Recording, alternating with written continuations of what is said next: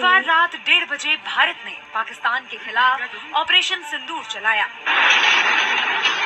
पाकिस्तान और पीओके के 9 आतंकी ठिकानों को निशाना बनाया गया। ये ठिकाने बहावलपुर, मुरीद के बाग, कोटली और मुजफ्फराबाद में हैं। ये वही इलाके हैं जहां से भारत पर आतंकी हमलों की साजिश रची जा रही थी। पाकिस्तानी अखबार डॉन के मुताबिक एयर स्ट्राइक में 30 लोगों की मौत हुई और 12 लोगों के घायल होने की भी खबर है।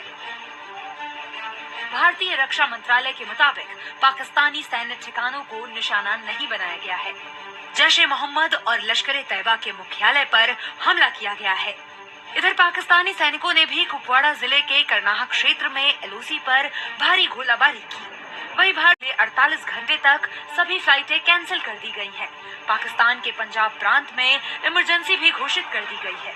इधर अमेरिकी राष्ट्रपति डोनाल्ड ट्रंप ने कहा कि दोनों देशों के बीच लड़ाई जल्द खत्म हो। They've been fighting for a long time, they've been fighting for many decades and centuries actually, if you really think about it. No, I just hope it ends very quickly. Pakistani PM Shahbaz Sharif ने X पर लिखा,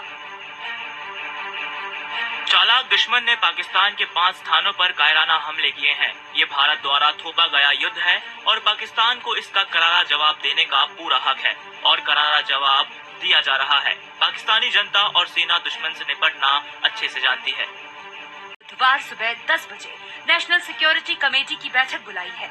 वहीं भारत में Indian army ने भी 10 बजे press conference बुलाई है। बता दें कि जम्मू कश्मीर के पहलगाम में 22 अप्रैल को आतंकियों ने हमला किया था, जिसमें 26 टूरिस्ट की मौत हुई थी। इसी के जवाब में भारत ने ऑपरेशन सिंदूर चलाया है। आपको बताते हैं कि भारत के इस ऑपरेशन के बारे में वो सब कुछ जवाब जानना चाहते हैं। पहलगाम में पाकिस्तान के भाड़े के आतंकियों ने भारतीय महिलाओं के मस्तक से 15 दिन पहले जो सिंदूर उजाड़े थे, भारत ने उसका प्रतिशोध ले लिया है। 6 और 7 मई की दरमियानी रात देश के सशस्त्र बलों ने पाकिस्तान और पाकिस्तान के कब्जे वाले कश्मीर में आतंकी ठिकानों पर हमला कर दिया। घातक ड्रोन और मिसाइलों से हुए इस हमले के जरिए 9 जगहों पर आतंकी ढांचों को नष्ट कर दिया गया है। इसी के साथ सेना ने ऐलान कर दिया है कि इंसाफ पूरा हुआ। इसे नाम दिया गया ऑपरेशन सिंदूर। आइए आपको बताते हैं इस ऑपरेशन से जुड़े अहम सवालों के जवाब। आखिर क्यों जरूरी थी ये कार्रवाई? 22 अप्रैल 2025 को कश्मीर के पहलगाम में पर्यटकों पर आतंकी हमला हुआ।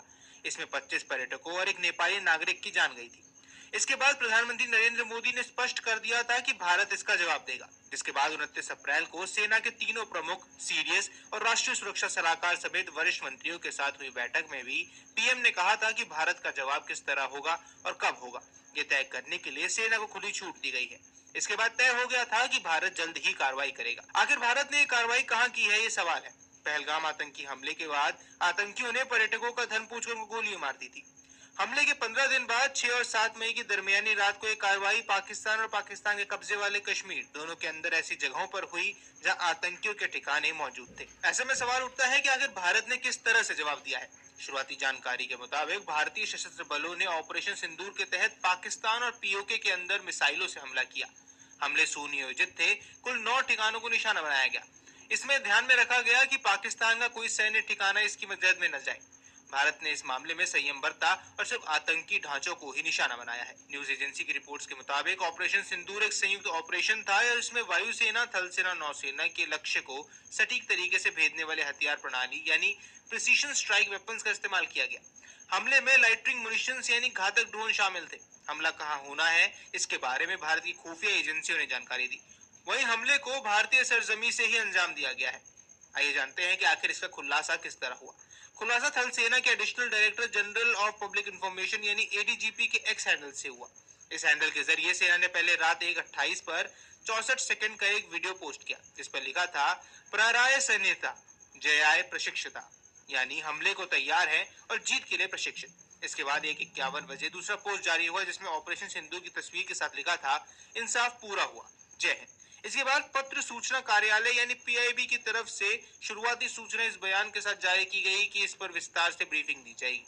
अलग अलग मीडिया रिपोर्ट्स में सूत्रों के हवाले से जानकारी दी गई है कि भारत की मिसाइलें बहवालपुर में जैश ए मोहम्मद के ठिकाने, मुजफ्फराबाद में सेंट्रल ग्रिड सिस्टम और मुरीदके में हाफिज सईद के ठिकानों पर गिरी।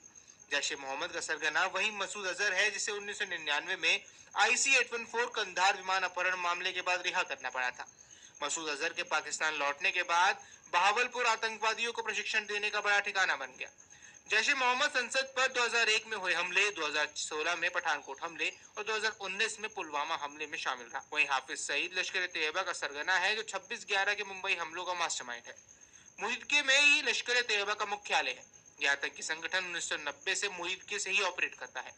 भारत ने लश्कर ए तैयबा और जैश ए मोहम्मद के सरगनाओं को निशाना बनाने के लिए इन्हीं जगहों को चुना। वहीं मुजफ्फराबाद और कोटली नियंत्रण रेखा के पास है। आखिर जानते हैं कि पाकिस्तान ने इस पर क्या कबूला है। भारत की कार्रवाई के बाद सबसे पहले पाकिस्तान के इंटर सर्विस पब्लिक रिलेशंस के डायरेक्टर जनरल अहमद शरीफ चौधरी का बयान सामने आया। इस बयान में चौधरी ने स्वीकार किया कि भारत की एयर स्ट्राइक बहावलपुर के अहमद ईस्ट एरिया के सबानुल्लाह मस्जिद, कोटली और मुजफ्फराबाद में हुई है। उन्होंने भड़काऊ बयान भी दिया कि अब हम जवाब देंगे।